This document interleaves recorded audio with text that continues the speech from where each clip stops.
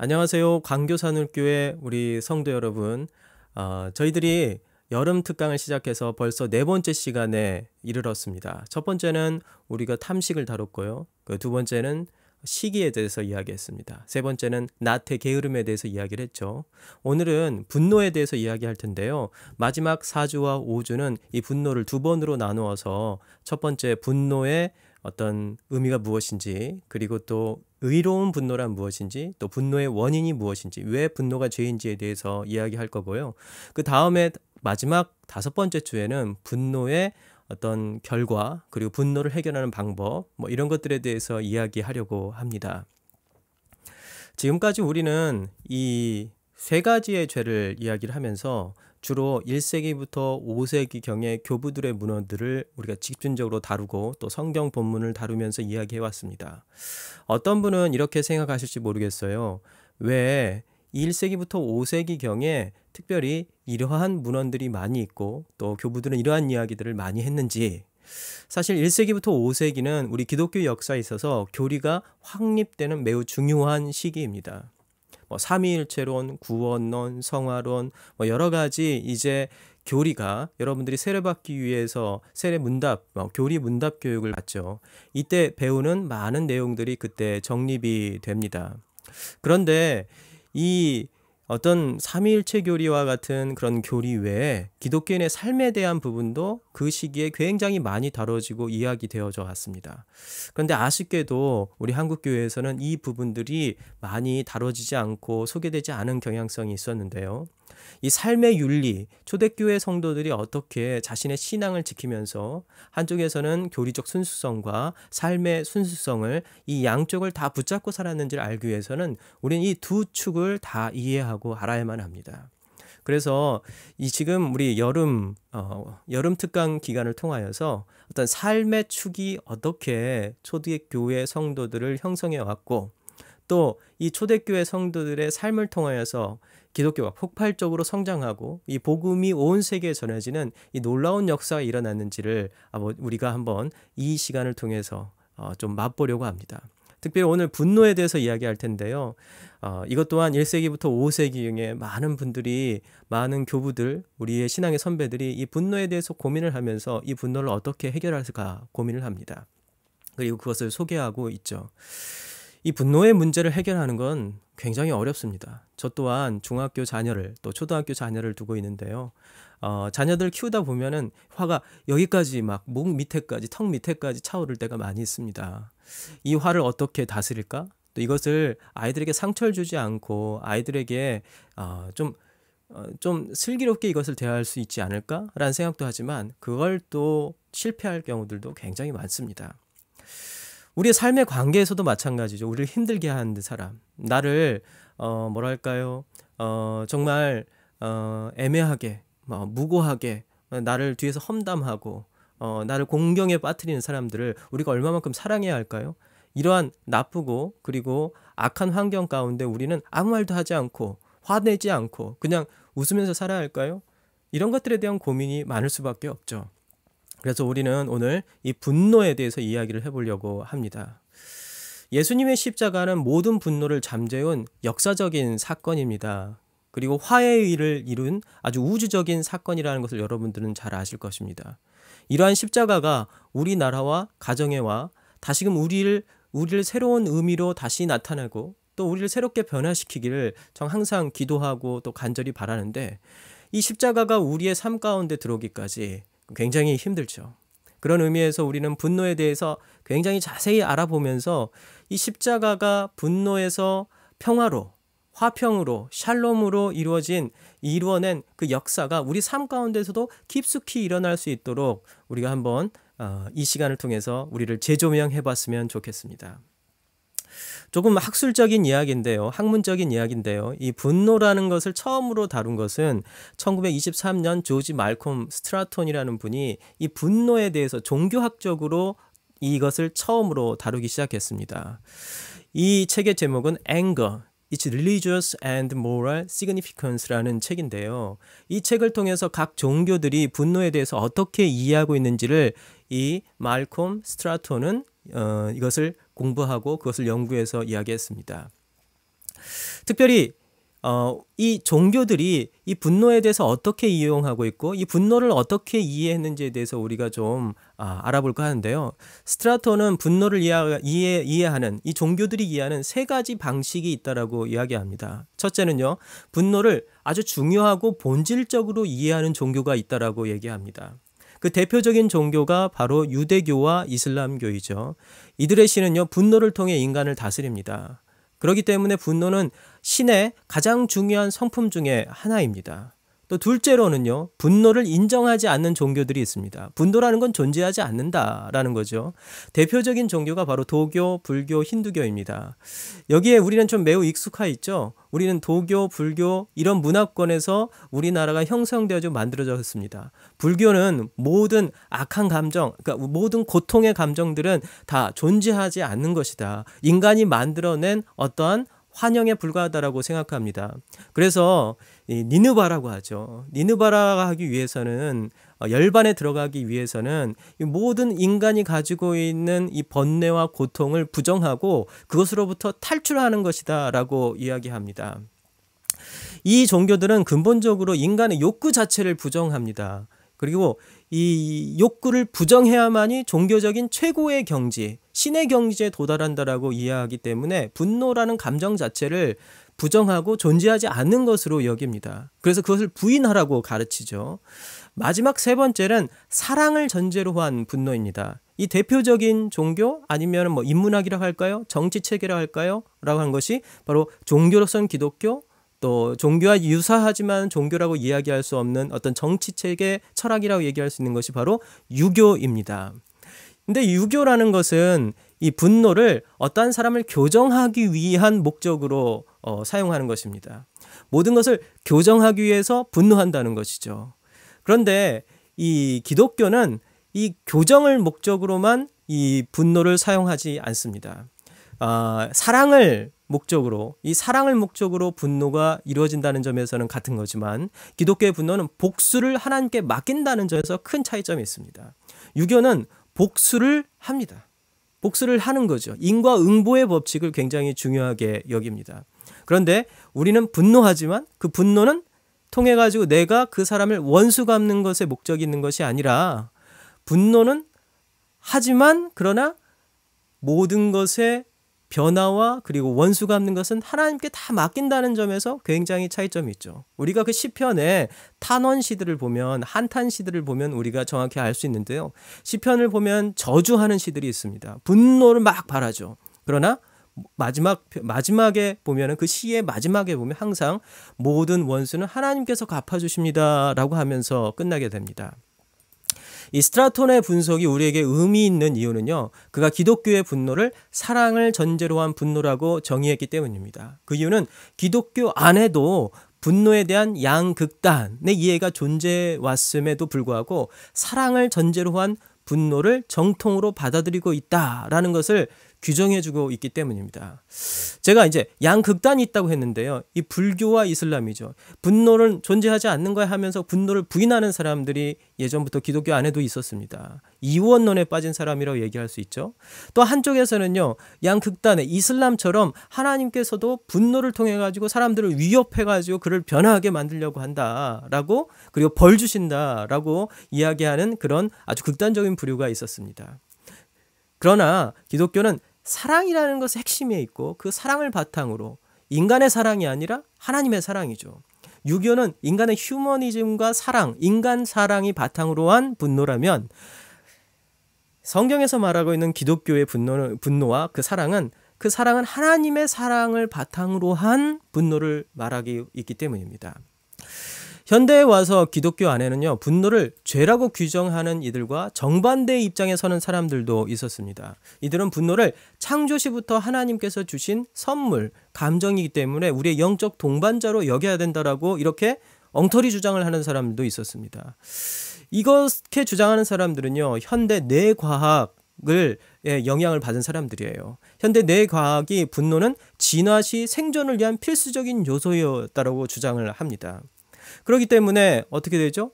우리가 생존을 위해서는 분노를 해야 된다는 것이죠. 마치 작용 반작용의 법칙으로 밖에서 한 대를 때리면 나도 한 대를 때리는 것이 자연의 법칙이고 인과의 법칙이고, 그리고 우리가 생존을 하려면은 마치 사자가 으르렁거리듯이 우리도 외부에서 나에게 위협을 느끼면 나도 그거에 대해서 반응을 해가지고 으르렁거려야 된다는 것이죠.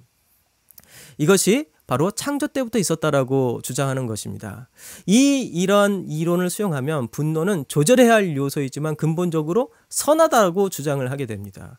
이런 주장은 성경적으로 지지받기가 어려워요. 그 이유는 분노가 악을 대항하는 하나님의 성품이며 하나님의 형상을 받은 우리도 악에 대항하도록 해주는 선한 기능을 하는 것은 분명해요. 그러나 분노의 감정은 타락 이전에는 기능할 필요가 없는 감정이었어요. 어느 누구도 우리를 위협하지 않고, 그리고 자연 생물도 우리를 위협하지 않고 있었기 때문입니다. 어떠한 영적인 악도 사단도 우리를 위협하지 않는 상황에서 우리가 그 분노의 감정을 표출할 이유가 없는 것이죠. 그래서 분노의 감정은 타락 이전에는 만약에 그러한 감정적 요소가 있다 할지라도 그것을 반응하거나 기능해야 할 아무런 하등의 외부의 어떤 압력이나 그리고 자극이 없었다는 것입니다. 이런 점에서 이들이 주장하는 것은 너무 과하고 너무 세상의 학문들을 너무 쉽게 그냥 받아들여서 우리 거다 시키고, 그리고 그것을 수용하는 좀 오류에 빠지는 경향성이 있습니다. 기독교는 전통적으로 아퀴나스 이후로 분노를 선하기도 하고 악하게도 사용할 수 있다는 도구적 의미의 감정으로 이해했습니다. 어떨 때는 선하게 사용할 수도 있고 어쩔 때는 악하게도 사용할 수 있다는 것이죠. 그 자체를 선하거나 악하다라고 그냥 분노 자체를 규정하지 않았습니다. 분노는 악해, 분노는 선해, 이렇게 규정하지 않았던 것이죠.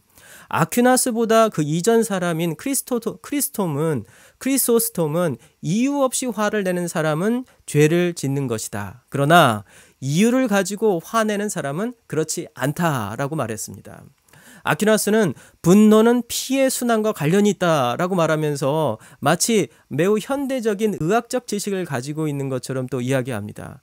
아퀴나스는 이 분노가 우리의 어떤 이 혈압, 그리고 어떤 피의 순환, 뭐 이렇게 막 피가 거꾸로 솟아오른다고 하죠. 이 분노하면 이게 우리의 몸과 아주 굉장히 밀접하고 우리의 순환기관, 그리고 우리의 몸과 어떤 생물학적 반응과 굉장히 일치하고 있다는 사실을 직감적으로 알았던 것 같습니다. 그래서 그는 분노를 단순한 감정이라고 이해했지만, 그렇지만 분노는 단순히 도구적 감정으로만 규정할 수 없다라고 생각했습니다. 그 이유는 분노는 반드시 분노를 일으키는 원인이 있기 때문입니다. 그리고 목적과 의도를 가지고 표현되는 감정이기 때문입니다.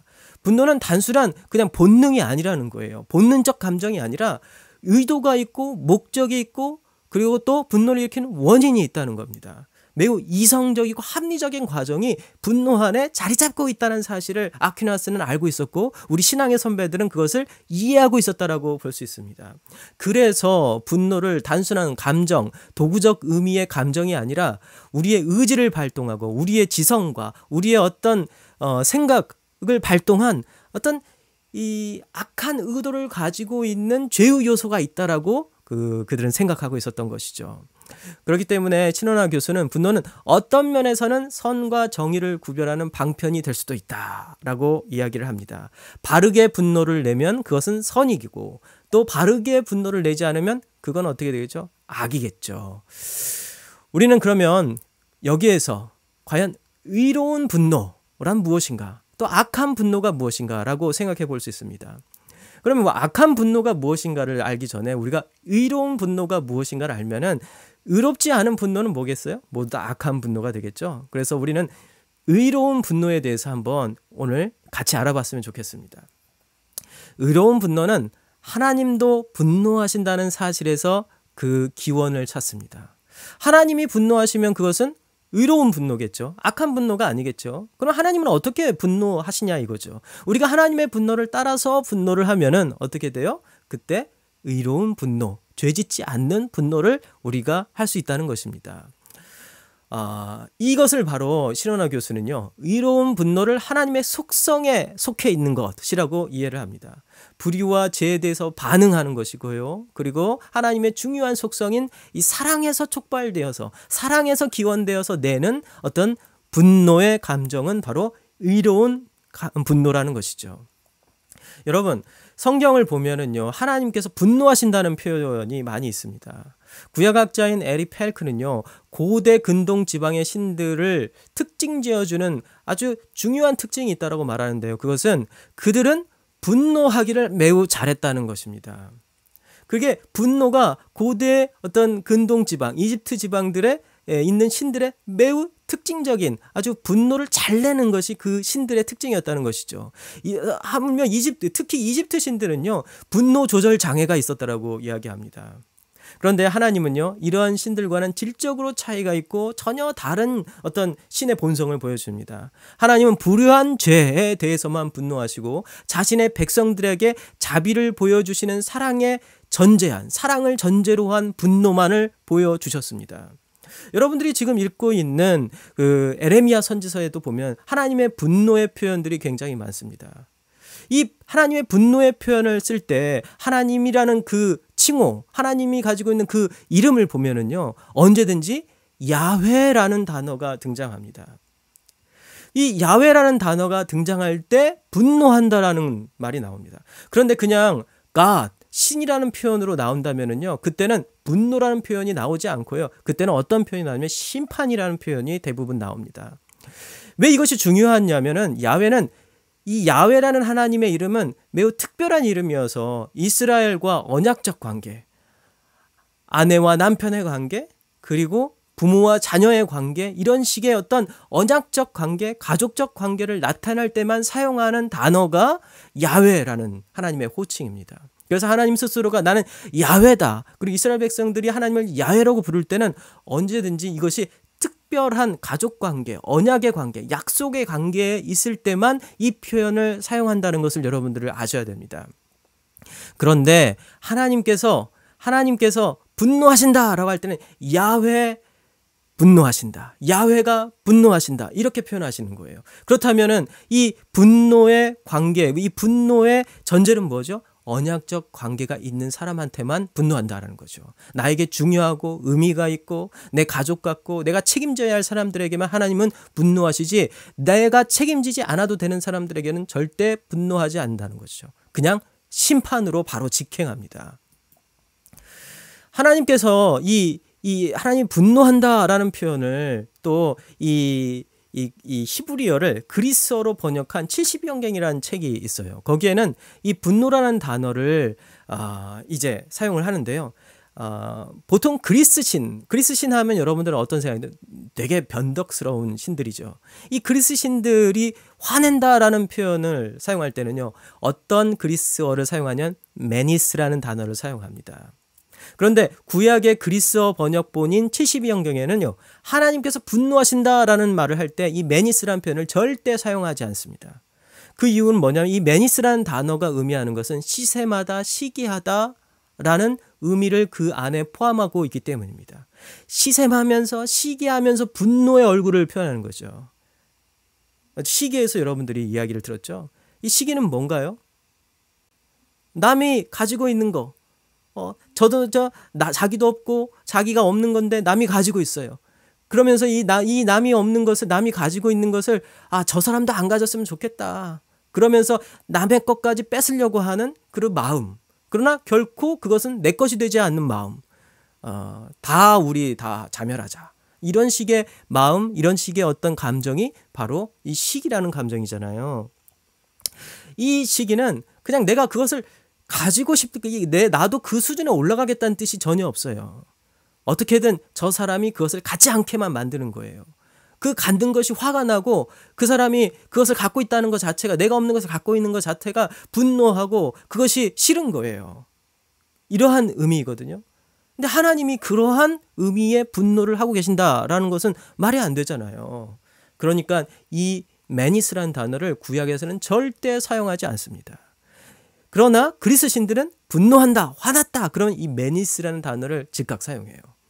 하나님의 분노가 결코 이기적인 시기심으로 인하여서 나온 것이 아니라는 사실을 이 구약 성경학자들, 그리고 성경을 번역한 고대의 성경 번역자들은 그걸 알고 있었고 정확히 이것을 그리스어 성경 번역에도 적용했다는 것입니다.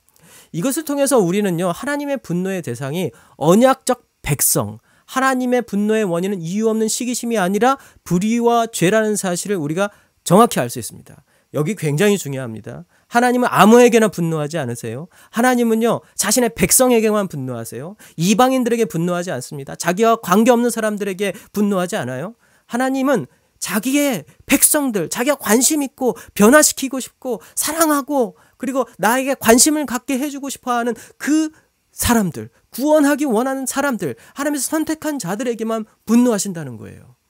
우리는 이렇게 생각할 수 있어요. 왜 하나님 저에게 화내세요? 왜 하나님 저에게 분노하세요? 왜 저를 따끔하게 혼내십니까? 하나님 저를 사랑하신다면서요. 하나님께서 여러분들 분노하신다고요? 하나님께서 여러분들 향해 따끔히 혼내세요? 그럼 하나님이 당신을 사랑하는 겁니다. 우리를 사랑하는 거예요. 하나님이 분노하지 않고 하나님이 나에게 화내지 않고 하나님께서 나에게 어떤 일을 지적하지 않고 있다면은 생각해 보세요. 생각하게 보셔야 됩니다. 내가 정말 하나님의 사랑을 받고 있는 건지 아니면 남인 건지. 미운 사람 미운 아이 떡 하나 준다고 하잖아요. 남 아이에게 더 잘해준다고 하잖아요. 그런데 자기 자식에게는 혼내고 회초리 들고 한다잖아요. 옛날 사람도 그건 알고 있었어요. 그리고 하나님의 분노는 이유 없는 시기심으로 인해서 나타나는 분노가 아니라 어떠한 죄, 특정한 죄, 그리고 분명한 죄, 잘못된 것에 그것을 교정하고 수정하기 위해서 그것에 근거해서 불의의 근거에서 하나님께서 분노하신다는 사실을 아셔야 됩니다. 이어서 펠크는요, 분노의 목적이 거룩함과 사랑에 있다라고 말합니다. 이것은 하나님의 거룩한 분노는 그분의 사랑의 그림자를 들이지 않고 오히려 사랑의 다른 측면이다라고 펠크는 이야기합니다. 그렇기 때문에 다시 한번 펠크가 한 말을 인용하겠습니다. 하나님의 분노는 언약 안에 깊게 녹아 있다. 이것은 하나님께서 그의 백성을 정당하게 대하시고 그 백성의 자격을, 그 권리를, 그 하나님의 형상으로서의 그들이 가지고 있는 인간의 존엄함과 가치를 보호하기 위해서 하나님께서는 분노하시고 그리고 우리에게 매를 드시고 회초리를 드시는 것입니다. 이스라엘 백성들에게 계속 하나님께서는 분노하시죠. 그 분노의 원인이 뭐라고요? 그들을 사랑하시기 때문인 것입니다. 이러한 관점은 아퀴나스를 통해 우리가 내는 분노가 정당하려면 어떠해야 되는지에 대해서 두 가지 지침을 제공합니다. 이러한 원리들, 이렇게 이야기했던 그 원리들을 통해서 아퀴나스는 이게 두 가지 원리로 요약을 하는데요. 첫 번째는 만약 어떤 분노가 선하다면 이는 유일하게 죄에 대항하여서 일어나는 분노이어야만 한다라고 얘기했습니다. 두 번째로는 어떤 분노가 진짜 선하려면은 이웃을 사랑하는 마음으로 타인이 바르게, 다른 사람이 바르게 교정되기를 바라면서 하는 분노이어야만 한다라고 얘기했습니다. 그러나 만약 대상이 그 다른 사람이 나의 분노를 사랑으로 이해하지 않을 경우, 이러한 경우는 어떻게 될까요? 네가 분노하는 것은 사랑이 아니야. 난 그걸 사랑으로 받아들일 수 없어. 나를 위한 것이라고 얘기할 수 없어. 라고 그것을 받아들이지 않는 사람들은 어떻게 할까요? 그래서 네 그레고리우스는 이렇게 얘기했습니다. 옳게 이해하지 못하는 통제불능의 이웃이라면 화를 내지 마라. 왜 그러냐면 이해하지 못하고 바르게 알아먹지 못하는 사람에게 화내는 것은 오히려 역효과를 낼 수 있다는 거예요. 분쟁을 만들고 싸우게 만들고 그리고 변화도 없어요. 이 두 가지 원리를 좀 더 세분하게 현대적으로 적용해가지고 만들어 놓은 원리들이 있어요. 패티 그로브라는 분이 이 분노가 의롭고 선하려면은 이 네 가지 조건이 필요하다라고 이 두 가지를 이 네 가지로 확장시켜서 설명한 게 있습니다. 조금 어려운 용어가 나오는데요. 첫 번째는 인식론적 요구입니다. 이것은 분노가 어떤 행동의 부당함을 타인들에게 설득력 있게 이해시킬 수 있어야 된다는 거예요. 내가 분노한 거에 대해서 사람들이 그래 저 사람이 분노한 것은 충분한 이유와 근거가 있었던 것이야 라고 하면서 그것의 분노의 이유를 이해시키거나 그리고 이해할 수 있지 않는 분노는 선한 분노, 의로운 분노가 될 수 없다라고 얘기합니다. 둘째는요, 가치적 요구입니다. 우리가 어떤 가치 있는 물건을 소유하고 있을 때 이 물건을 누군가 헤아려 함으로 그 가치가 부당하게 손상되었을 때에 우리는 분노할 수 있습니다. 누군가가 나를 때렸어요. 그래가지고 내 얼굴에 심하게 멍이 들었어요. 그때 우리는 분노할 이유가 있고 바르게 분노할 수 있는 것이죠. 누군가가 길을 지나가다가 내 차를 막 긁었어요. 그러면 그때 우리는 어떻게 합니까? 우리의 분노의 감정이 치밀어 오르죠. 이 감정은 정당합니까? 정당하지 않습니까? 정당하다는 것입니다. 셋째는 의사소통적 요구입니다. 우리가 하는 분노가 어떤 도덕적 메시지를 전달할 수 있어야 된다는 것입니다. 우리가 그 분노를 했을 때 저 사람으로 하여금 내가 잘못했어. 내가 잘못했구나라는 것을 깨달을 수 있게 해줘야 된다는 것입니다. 그 마지막으로 네 번째는 동기적 요구입니다. 우리의 분노가 상대의 변화를 일으킬 수 있는 동기로 작용해야 한다는 것입니다. 여기에서 앞에 두 개는요, 분노의 원인에 대한 것이고 이 뒤에 두 개는 분노의 목적과 관계된 것입니다. 마지막 네 번째 그 동기적 요구, 앞에서 말씀드렸죠. 패티 그로브도 앞에서 이제 아퀴나스도 얘기했고 그리고 데 그레고리스도 얘기했잖아요. 상대가 내가 분노한 것으로 인해 가지고 변화되지도 않고 그냥 그냥 자기 마음대로 살 사람이라면 이 분노해봤자 그냥 입만 아픈 거예요. 그래서 이 분노는 의로운 분노가 되려면 이 네 가지 원리가 충족되어야 된다고 얘기합니다. 그렇기 때문에 우리는 패티 그로브의 이 네 가지 원리가 뭐죠? 아퀴나스가 말한 이 두 가지의 원리를 구체적으로 적용한 예라고 볼 수 있겠죠. 그러면 우리가 앞에서 말한 이 조건들을 다 만족시키고 또 할 수 있다면 의로운 분노가 가능하겠죠? 원리적으로는 가능합니다. 근데 굉장히 어렵다는 것을 여러분 아시겠죠? 원리적으로 그리고 이론적으로는 우리가 이해가 되고 가능하지만 실제 이러한 분노, 의로운 분노를 우리가 할 수 있을까요? 이론적으로 답할 때 우리도 이 분노를 할 수 있습니다. 의롭고 선한 분노를 우리가 할 수 있어요. 그리고 우리의 분노가 의롭고 선한 분노로 변해가야 된다는 사실들도 우리는 정확히 알고 있습니다. 아무리 우리가 지금 분노가 이기적인 분노를 할지라도 저런 기준과 그리고 원리에 맞춰서 우리가 하나님의 성품을 닮아갈수록 하나님처럼 분노하는 방법을 배우고 하나님처럼 변화되어야 한다는 사실을 우리는 다 알고 있고 그리고 그렇게 하고 싶은 마음이에요. 그런데 우리 한번 정직해 볼까요? 정직하게 그러게 쉽습니까? 정말 쉽지 않죠. 어렵습니다. 그 이유가 뭘까요? 인간은 화낼 때 그 화가 의로운 것이든 아니든 좀처럼 그 화를 통제할 수 있는 능력이 없다는 데 있습니다. 우린 처음에는 내가 다 통제할 수 있어. 나는 이 원칙에 따라서 분노할 수 있어. 나는 화를 낼 거야. 그런 식으로 화를 낼 거야 라고 다짐하지만 화를 한번 내보십시오. 이 감정, 이 분노의 감정이란 이 고래를 우리가 잡을 수 있습니까? 이 분노의 감정이라는 이 활활 이글이글 타는 어떤 엔진이 돌아가고 있는 이 열차를 우리가 뛰어들어서 그걸 막을 수 있습니까? 컨트롤할 수 있습니까? 컨트롤 못하죠. 우리는 그 분노를 컨트롤 못한다는 것을 우리의 삶 가운데서 너무 처절하게 느끼지만 항상 알면서도 다시 반복합니다. 나는 분노를 조절할 수 있어 하면서 분노를 내고 그 분노를 낸 게 더 증폭되면서 이제 분노가 나를 삼켜버리는 것을 너무나도 많이 경험하게 됩니다. 에베소서에서 바울은 분을 내어도 해가 지도록 품지 말아라 라고 얘기합니다. 왜 그럴까요? 분노라는 것은 결코 우리가 통제할 수 없는 감정이기 때문입니다. 아무리 정당한 분노라 해도 이것이 길어지면 불필요한 감정과 정죄로 다른 죄를 만들어내고 누군가를 원수를 갚기 위해서 나서게 되고 그리고 분노의 많은 경우는요 죄가 아닐지라도 결국 이러한 계속된 반복되고 그리고 더 증폭되는 감정을 통해서 죄로 변하기 때문입니다. 그러면 더 심각하게 우리가 심층적으로 들어가서 이 분노가 정말 죄인 이유를 몇 가지 더 알아보도록 하겠습니다. 첫째, 분노를 통제할 수 없으면 분노는 죄가 됩니다. 신원화 교수는 이런 말을 하는데요. 소위 선의의 집단이 투쟁을 하면서 더 과격해지고 악한 분노로 바뀌는 위험에 대해서 지적을 합니다. 여러분, 아무리 선한 의도를 가지고 있다 할지라도 어떤 집단이 투쟁을 하다 보면 어떻게 되죠?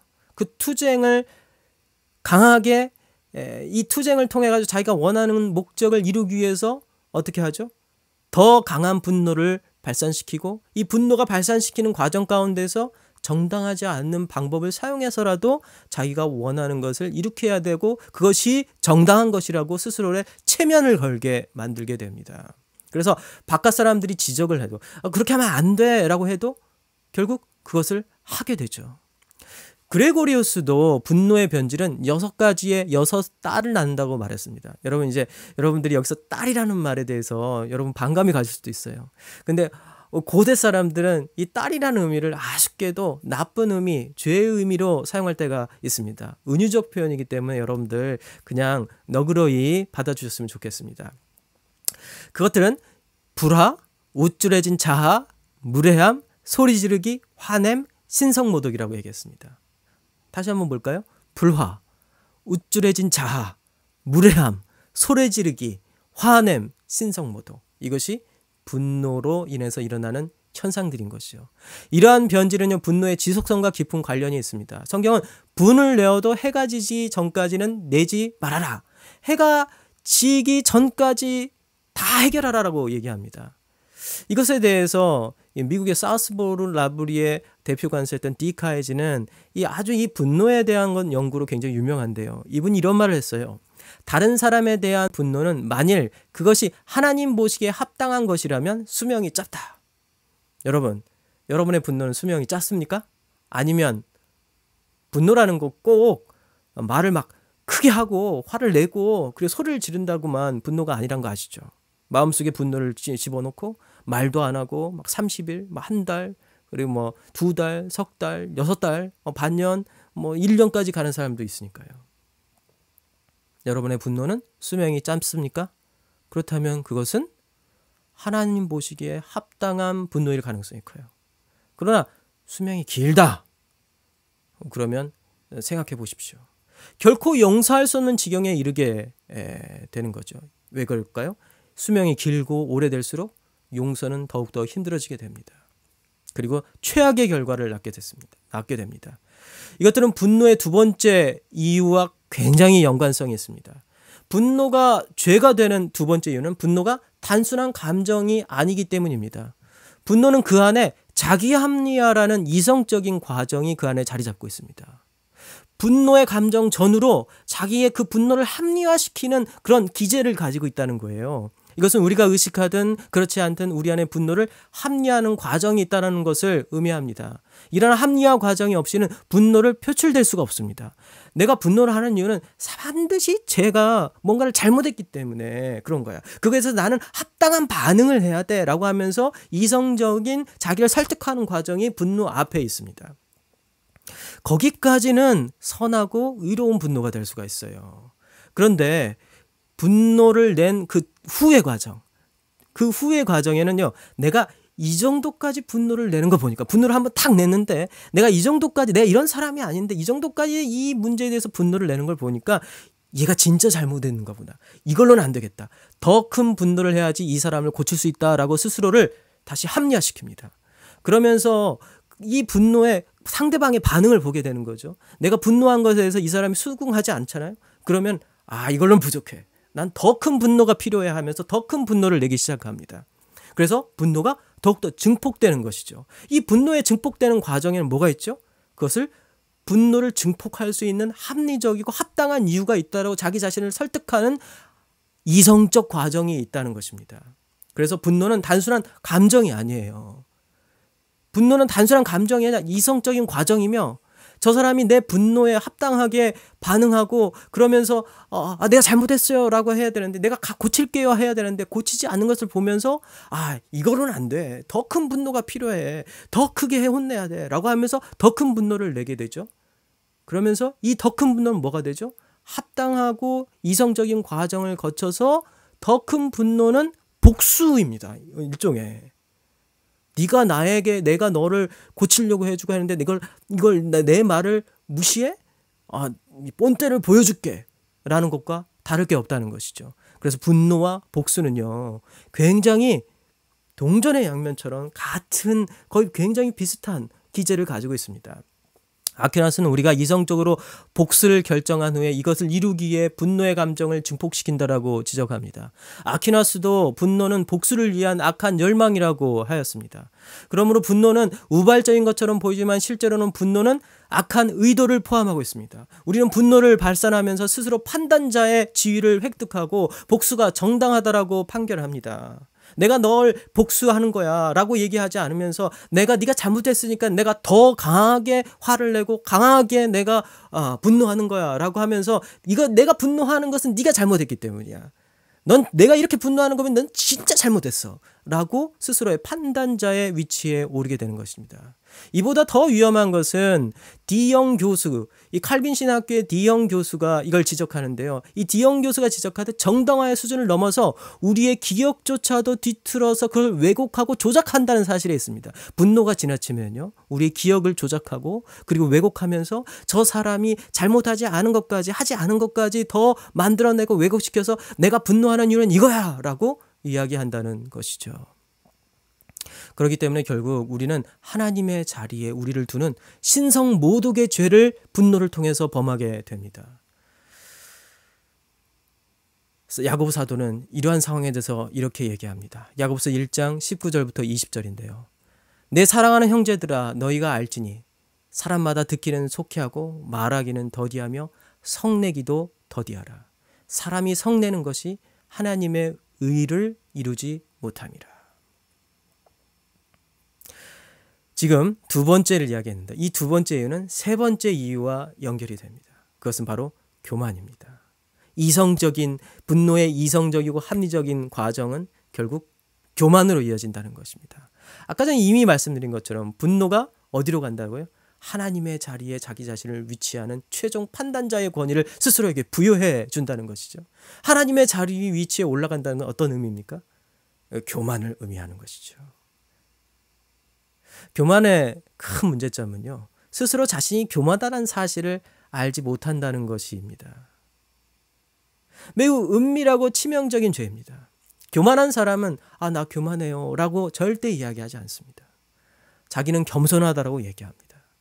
교만의 죄가 정말 치명적이고 은밀한 죄인 이유는 교만한 사람은 교만을 의식하지 못한다는 것이죠. 스스로 모든 것의 심판자가 되려고 하고, 그래서 분노라는 것은요, 이 교만이라는 죄를 배후에 업고 있습니다. 우리는 분노를 하면서 어떻게 된다고요? 결국 그 사람은 스스로 판단자의 위치에 올라가고 결국 그들은 교만의 자리에 올라가게 됩니다. 그래서 여러분, 분노를 낼 때는요, 단순히 감정 컨트롤의 문제가 아니라는 걸 아셔야 돼요. 분노라는 것은 내 감정이 문제가 생겨가지고 컨트롤할 수 없는 지경에 이르렀다는 것으로만 볼 수 없어요. 분노는 매우 지적이고 이성적이며 아주 고도의 죄입니다. 특별히 분노가 대죄인 이유는요, 분노가 다른 대죄와 긴밀하게 연결되어 있기 때문입니다. 앞에 있는 모든 죄들이죠. 시기, 그 다음에 나태, 그리고 교만, 이런 것들과 아주 긴밀하게 연결되어 있어요. 정욕, 탐욕, 이런 것들과요. 교만은 우리를 인정해주지 않는 사람을 향해서 분노를 낼 수 있는 정당성을 부여해 줍니다. 시기도 그렇죠. 정욕과 탐욕도 그렇습니다. 탐식도 그래요. 배고프고 내가 먹고 싶은데, 더 먹고 싶은데, 아니면 더 좋은 것을 먹고 싶은데, 더 맛있는 걸 먹고 싶은데, 그런데 못 먹게 해. 야, 내 권리로 내가 못 먹게 해? 너 왜 날 못 먹게 하는데? 여러분, 못 먹게 하면 화가 나죠. 욕구가 충족되지 않았을 때 우린 그 욕구를 충족시키기 위해서 화를 냅니다. 분노를 해요. 분노를 사용합니다. 나태도 자신의 나태한 상태를 유지하기 위해서 분노합니다. 나 충분히 다 했어. 할 만큼 다 했어. 나 사랑할 만큼 사랑했어. 안 되잖아. 나한테 더 이상 요구하지 마. 이렇게 얘기하는 거죠. 그래서 이러한 모든 감정들, 그리고 이러한 모든 죄의 항목들은요, 분노를 통해서 어떻게 해요? 자기가 더 이상 변하지 않을 것이라는 정당함을 쟁취합니다. 주장합니다. 나 다 해봤어. 내 먹고 싶은데 왜? 내가 모든 걸 판단할 수 있는 사람인데 내가 좀 화내는 게 뭐 어때서? 분노라는요, 모든 죄의 정당성을 제시해주고 내가 이렇게 해도 된다는 걸 사람들 앞에 강하게 어필하게 하는 죄의 얼굴이라는 것입니다. 분노는요, 분노의 불은 모든 다른 죄들을 자신의 땔감으로 사용하는 아주 이글이글거리는 아주 추악한 죄입니다. 오늘은 이 분노의 어떤 종교학적 의미, 그리고 또 악한 분노와 의로운 분노가 무엇인지에 대한 의로운 분노에 대해서 이야기하고, 분노의 원인, 그리고 왜 분노가 죄인지에 대해서 오늘 첫 번째 시간에 이야기했습니다. 다음 시간에 우리가 분노의 어떤 원인과 그리고 분노를 어떻게 해결할지, 이것들에 대해서 좀 더 심층 있게 이야기를 할 텐데요. 그 전에 여러분들에게 제가 부탁하고 싶은 것은, 우리가 이제 이 강의가 끝난 다음에 일주 후에 마지막 5번째 강의가 시작되는 것이 아니라 2주 후에 5번째 강의가 있습니다. 제가 특별히 그렇게 강의 일정을 짠 것은 그 2주 동안 여러분들이 분노 일기를 한번 작성해 보시기를 권해드리고 싶기 때문입니다. 분노 일기라는 것은 매일매일 내가 어떠한 이유로, 그리고 얼마만큼 많이 분노했는지, 화를 냈는지에 대해서 한번 스스로 기록해 보는 것입니다. 그리고 자기가 화내지 않았다라고 생각하는 사람들도 많아요. 그래서 자기 주변에 있는 가족들에게 혹시 내가 오늘 화냈니? 라고 한번 물어보고, 화냈다라면 그것을 한번 기록해 보는 겁니다. 그래서 내가 왜 분노하고, 그리고 내가 화내고, 그리고 내가 어떠한 이유 때문에 또 얼마나 많이 화를 내는지에 대해서 스스로 한번 체크리스트를 만들어 보면 어떨까 생각해요. 그래서 다음에 왔을 때, 다음에 이제 5번째 강의 때 저희들이 분노의 원인에 대해서 이야기를 할 텐데요. 이 분노의 원인들에 대해서 이야기하면서 내가 분노하는 이유가 무엇인지에 대해서 한번 생각해 보고, 그리고 이 분노를 어떻게 해결할지에 대해서 그때 한번 같이 나눠보고 또 생각해 보는 시간을 가졌으면 좋겠습니다. 그래서 여러분, 이 분노는 우리 현대인들에게 매우 중요한 것입니다. 이 코로나 시절에 우리가 가장 많이 느끼는 감정이 뭘까요? 우울함과 분노죠. 우울함과 분노는 짝을 이루고 있기 때문입니다. 이 코로나 시기에 이 분노의 감정이 막, 내가 주체할 수 없는 분노가 갑자기 막 울컥울컥 들어오잖아요. 이러한 이 분노의 감정들을 우리가 누르고, 이 분노의 감정을 승화시켜서 그리스도 안에서 우리 예수님께서 십자가를 통해서 우리에게 이루신 그 화해와 그리고 평화의 메시지, 이것을 우리 안에 어떻게 이룰 건지, 이를 어떻게 성취시킬 건지 우리가 한번 생각해 보고요. 이 사단 마귀들이 우리를 막 격동시켜서 이 분노에 빠지지 않도록, 그런 어떤 원인 가운데 우리가 그것을 예의주시하면서 사단의 괴력에 빠지지 않아야겠다라는 우리 스스로를 방어할 수 있는 요소로 여러분들이 이걸 잘 사용해 봤으면 좋겠습니다. 다음 시간까지 여러분 건강하시고 다음 시간에 다시 뵙겠습니다. 안녕히 계세요.